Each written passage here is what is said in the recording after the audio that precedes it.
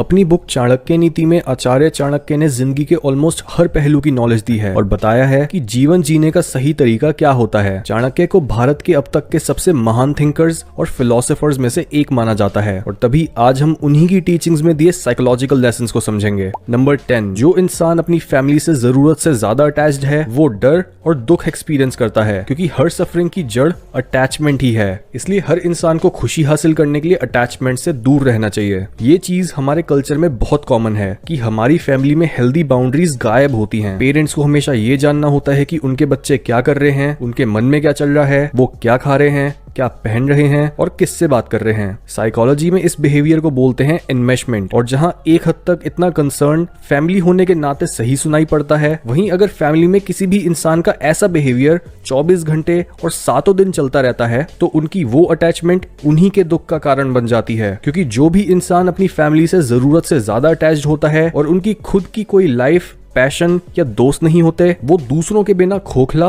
और अकेला फील करते हैं। यही रीजन है कि क्यों चाणक्य बोलते हैं कि अटैचमेंट को प्यार के नकाब के साथ ढककर अपने आप को वीक मत बनाओ। नंबर 9, जिस तरह से एक आईना एक इंसान को उसकी शक्ल दिखाता है, उसी तरह से एक इंसान की पर्सनालिटी दिखाता है उसका फ्रेंड सर्कल। चाणक्य बोलते हैं कि अगर आपके दोस्त आपको बेहतर बनने के लिए इंस्पायर नहीं करते और आपसे बस अपना मतलब निकालते रहते हैं तो उनके साथ हैंग आउट करना आपकी बेवकूफी है। चाणक्य नीति में वो लिखते हैं कि जो भी इंसान आपके साथ हर खुशी, गम, त्योहार और दुश्मन के हमले से शुरू हुई क्राइसिस में रहता है और मरते दम तक आपका साथ नहीं छोड़ता, वो आपका असली दोस्त है। जबकि जिस इंसान की सोच और नियत दोनों ही गंदे हैं और उसके साथ आपको कभी भी अच्छा महसूस नहीं होता, तो चांसेस हैं कि वो एक बहुत बेकार दोस्त है और उसके साथ आप भी अपना टाइम वेस्ट कर रहे हो। यहाँ तक कि अगर आप ये एनालाइज करना शुरू करोगे कि किस तरह से आपका फ्रेंड सर्कल आपको सबकॉन्शियसली एक बेहतर या बुरा इंसान बनने की तरफ धकेलता है, तब आप रियलाइज करोगे कि आपकी संगत आपकी पर्सनल ग्रोथ में कितना बड़ा रोल निभाती है। नंबर 8, शरीर के कोने कोने में थकान के होने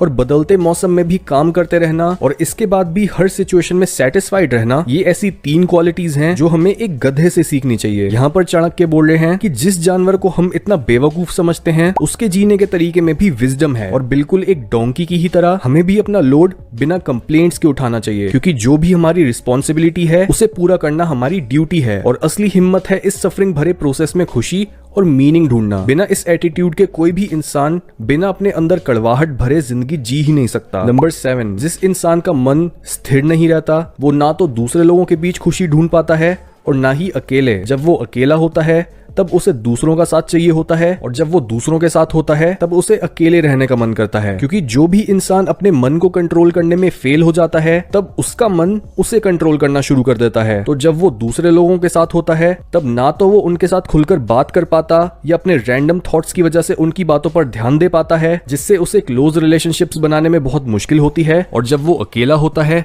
तब भी उसका मन उसे सता रहा होता है, क्योंकि जो थॉट्स और मेमोरीज उसके मन में आती हैं वो यूजुअली नेगेटिव ही होती हैं। इसलिए ध्यान लगाकर या फिर रेगुलरली कुछ समय अकेले बिताकर अपने मन को शांत करना सीखो। नंबर 6, डर को अपने नजदीक मत आने दो। अगर ये नजदीक आए तो इस पर हमला कर दो, यानी डर से दूर मत भागो बल्कि इसका सामना करो। यहाँ आचार्य चाणक्य अपने फियर्स को फेस करने की इंपॉर्टेंस को दर्शा रहे हैं, क्योंकि डर एक ऐसी चीज होती है जो अगर एक बार हमारे दिमाग में बैठ जाए तो वो बस हमारे अंदर बैठी बैठी बढ़ती रहती है। इस तरह का डर पूरी तरह से साइकोलॉजिकल होता है और तभी ये हमारी लाइफ के हर एरिया को इम्पैक्ट करता है। एग्जाम्पल के तौर पर अगर आपको किसी इंसान से बात करनी है और उसे अपना दोस्त बनाना है, लेकिन आपके दिमाग में डर आ गया है कि आपको वो इंसान जज तो नहीं करेगा, तो ऐसे समय पर आप जितना सोचोगे और जितनी देर कोई एक्शन नहीं लोगे उतना ही आपका डर बढ़ता चला जाएगा। इसलिए जैसे ही आपके अंदर डर आए उसे वैसे ही मार दो। नंबर 5, एक अच्छे से खिला हुआ और खुशबू से भरा फूल अपने आप में काफी होता है पूरे गार्डन को महकाने के लिए। बिल्कुल ऐसे ही एक होशियार और सक्षम बच्चा काफी होता है पूरे परिवार की जिंदगी को बेहतर बनाने के लिए। यहाँ चाणक्य एक ऐसे बच्चे को बड़ा करने की बात कर रहे हैं जो इतना लायक हो कि वो अपने साथ साथ पूरे परिवार को भी आगे बढ़ा सके। वो बोलते हैं कि ज्यादा क्वांटिटी में ऐसे बच्चे पैदा करने का कोई फायदा नहीं है जो बस परेशानियां और दुख बढ़ाते हैं, बल्कि एक ऐसा बच्चा अकेला ही काफी होता है जिसके अंदर कुछ कर दिखाने की भूख और उस पर एक्शन लेने की हिम्मत होती है। बिल्कुल वैसे ही जिस तरह से एक सूखी पत्ती पूरे आंगन को जलाकर राख में बदल सकती है, एक नालायक बच्चा एक परिवार की पूरी हिस्ट्री और फ्यूचर दोनों को ही मिट्टी में मिला सकता है। नंबर 4, जो तुम्हारी बात सुनते हुए इधर उधर देखे उस पर कभी विश्वास मत करो, क्योंकि ऐसे इंसान पर ट्रस्ट करना बहुत मुश्किल होता है जो बात आपसे करे लेकिन साथ ही साथ कुछ ना कुछ सोचता रहे। ऐसा इंसान यूजुअली आपसे बस अपना काम निकलवाना चाहता है और जल्दी से जल्दी उस कन्वर्सेशन को खत्म करना चाहता है। इसलिए अपने आप को ऐसे लोगों से दूर रखो जो आपसे बात करते हुए आप में इंटरेस्ट नहीं दिखाते और इतनी हिम्मत नहीं रखते